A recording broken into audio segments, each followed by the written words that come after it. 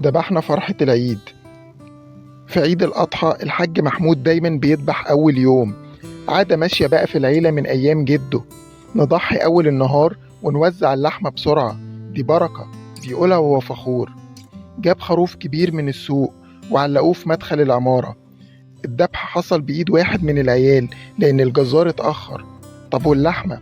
اتعلقت في الشارع تتهوى، والدم سايح على الأرض ولبسهم مليان بقايا. بعد ساعات اللحمة اتمسحت بسرعة واتوزعت، واللي باقي دخل التلاجة على دفعات. الغريب إنه في تاني يوم العيد حفيد الحاج محمود اسمه آدم، عنده 8 سنين، بدأ يرجع ويصرخ من وجع بطنه. ولاده كمان تعبوا، ولما اتصلوا بالجيران اتفاجئوا إن 3 بيوت من اللي خدوا اللحمة ناسها في الطوارئ.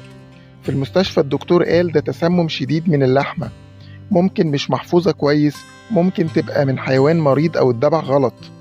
المصيبة إن حد من الجيران أخد عينة من اللحمة الباقية، والنتيجة كان تلوث لحمي شديد ببكتيريا الإيكولاي والكوليستريديوم، ودي سببها إن الذبح تم في بيئة مش نظيفة. عدم تبريد اللحمة خلال أول ساعتين بعد الذبح. التهوية، طبعا في الصيف البكتيريا بتتكاثر بسرعة.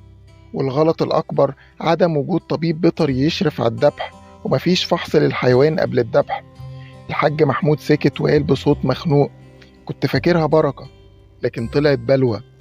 النية كانت أضحية، لكن لما غابت النظافة واختفى الإشراف اتحولت لذبيحة صحة وسلامة. الذبح مش بس طقس ديني، دي مسؤولية. وعشان كده لازم نتأكد من الآتي: الحيوان لازم يتفحص قبل الذبح كويس، الذبيحة تتعلق في مكان نظيف، ويكون فيه ظل وفيه تهوية جيدة، ويكون مفيش فيه دبان أو تراب. ما تتسابش أكتر من ساعة لساعتين في الجو العادي، وأقل من كده طبعا في الحر الشديد. اللحمة تتقطع لأجزاء متوسطة، ما تكونش كبيرة جدا عشان تتبرد كويس. تتحط في أطباق أو أكياس نظيفة وتدخل التلاجة بسرعة، ودرجة الحرارة الآمنة أقل من 5 درجات مئوية.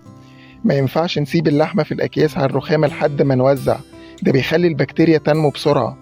عيدك يبقى فرحة لما اللحمة تبقى أمان، لقمة أمان بتحكي لك اللي محدش قاله.